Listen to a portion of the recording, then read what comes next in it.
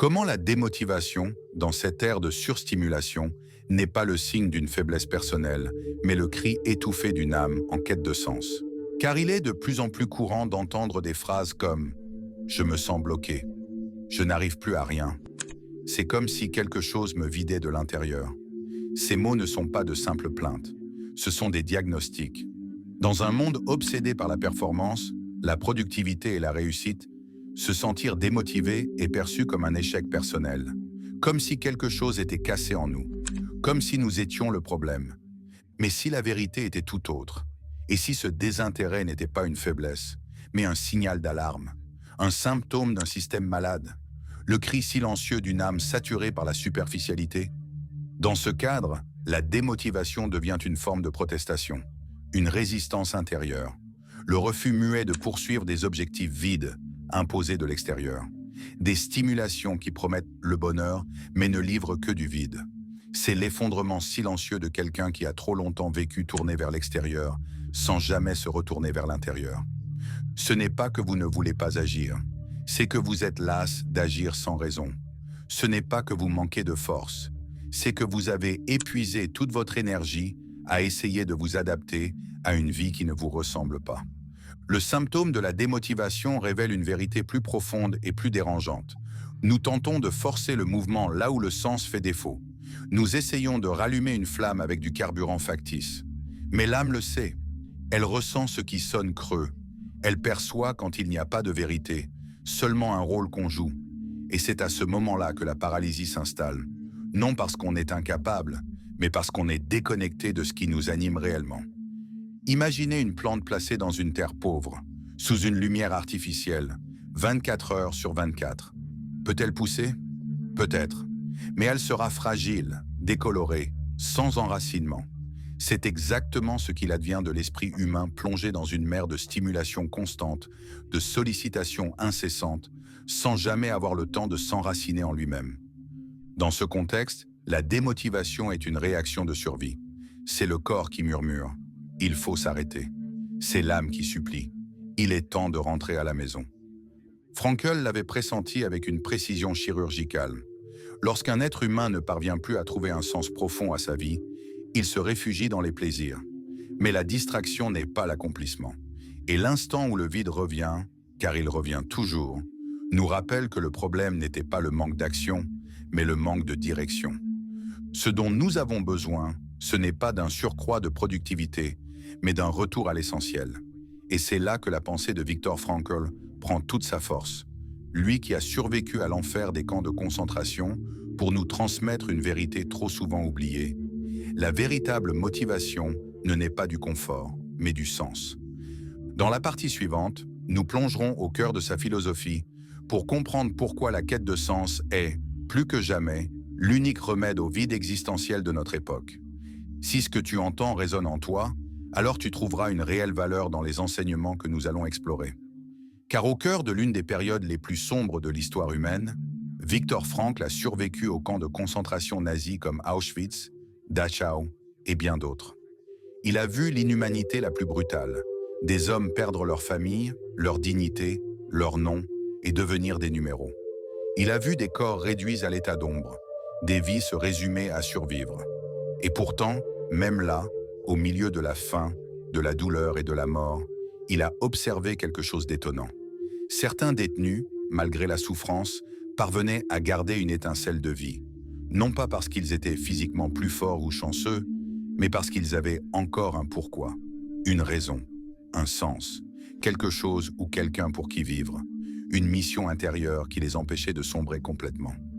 Frankl a compris que ceux qui survivaient psychologiquement n'étaient pas les plus puissants, mais ceux qui étaient animés d'un objectif plus grand qu'eux-mêmes. C'est ce qu'il a appelé la volonté de sens, et cette idée est devenue la pierre angulaire de son approche thérapeutique, la logothérapie. Selon lui, l'être humain n'est pas motivé par la seule recherche de plaisir, comme le pensait Freud, ni par la quête de pouvoir, comme le soutenait Adler. Ce qui le pousse profondément, c'est le besoin de donner du sens à sa vie.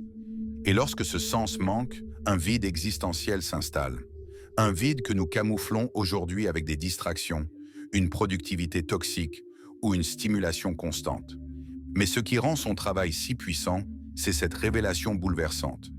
Le sens peut être trouvé même dans la souffrance. Même dans l'extrême, il reste une place pour la dignité, pour le choix, pour la transcendance. La vie, disait-il, ne perd jamais sa valeur, même face à la souffrance inévitable. Cette perspective renverse complètement la logique moderne selon laquelle il faudrait d'abord aller bien pour agir, être motivé pour avancer, avoir de l'énergie pour produire. Frankl nous montre l'inverse. C'est souvent en agissant avec un but, un sens, une intention profonde qu'on retrouve justement la force. Le sens n'est pas un luxe réservé à ceux qui ont le temps de philosopher, c'est un besoin psychologique fondamental. Et cette compréhension change tout. Car si la motivation dépend du sens, alors son absence n'est pas une preuve de faiblesse, mais un signe de déconnexion. Déconnexion d'avec soi-même, de ce qui compte, de ce qui fait vibrer. Et cette déconnexion se renforce à mesure qu'on vit pour des objectifs vides. L'approbation des autres, le statut social, les chiffres, les apparences. On devient prisonnier d'un théâtre de façade où chaque geste est une performance. Frankl nous pousse alors à poser une question radicalement différente. Pourquoi est-ce que je vis? Pas. Comment avoir plus d'énergie? Mais pourquoi cela vaut-il la peine de me lever le matin? Pas. Comment être plus productif? Mais qu'est-ce qui m'anime vraiment? Et selon lui, la réponse n'a pas besoin d'être grandiose. Elle peut être simple. Un enfant, un engagement personnel, une cause, une tâche humble mais accomplie avec sincérité. L'essentiel, c'est qu'elle soit authentique, qu'elle ne vienne pas du monde extérieur, mais de l'intérieur, qu'elle vous relie à quelque chose de plus vaste que l'instant. Mais alors, comment redécouvrir ce sens dans une vie submergée de bruit, de distractions et de pression constante? Comment faire de la place pour qu'un vrai contact avec soi puisse de nouveau émerger?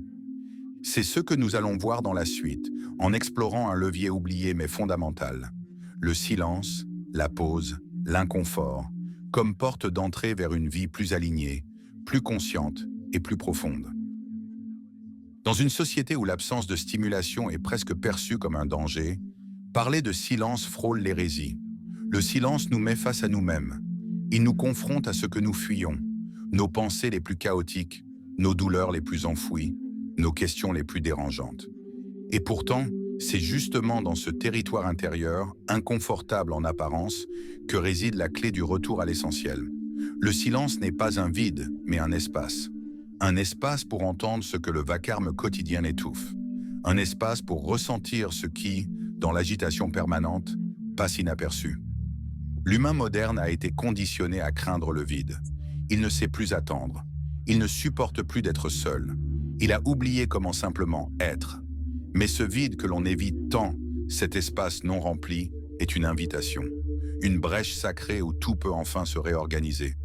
Car ce n'est qu'en faisant taire le tumulte que la voix de la conscience devient audible. Ce n'est qu'en laissant se dissoudre le superflu que l'essentiel peut émerger. Viktor Frankl disait que la vie attend de chacun une réponse. Mais pour répondre, encore faut-il savoir écouter. Et dans un monde saturé, écouter est devenu un art oublié. Nous sommes noyés sous un flux constant d'opinions, d'informations, de sollicitations. Et dans ce torrent, nous devenons sourds à notre propre voix intérieure. Cette voix n'est ni bruyante ni spectaculaire. Elle est discrète, elle chuchote entre deux pensées. Et elle ne peut se faire entendre que dans le silence. Éteindre son téléphone, refuser une tâche de plus, dire non à ce qui n'est pas essentiel. Tout cela peut sembler inconfortable. Mais cet inconfort est le premier signe que l'on quitte le mode automatique. C'est le prélude de la clarté. Car avant la motivation, il y a le silence. Avant l'action juste, il y a l'écoute sincère. Avant le sens, il y a la confrontation avec ce que l'on fuit. Et oui, le silence peut être déstabilisant. Il peut réveiller des peurs, des doutes, des blessures, mais il peut aussi révéler des désirs oubliés, des valeurs enfouies, des directions nouvelles. L'inconfort ressenti en l'absence de stimulation n'est pas notre ennemi. C'est le début de la guérison. C'est dans ce vide que l'âme, étouffée trop longtemps par le bruit du monde, commence à murmurer ses vérités. La vraie motivation n'est jamais bruyante. Elle ne promet rien d'immédiat. Elle ne flatte pas l'ego. Elle fait écho au plus profond de toi, dans ce qu'il y a de plus réel.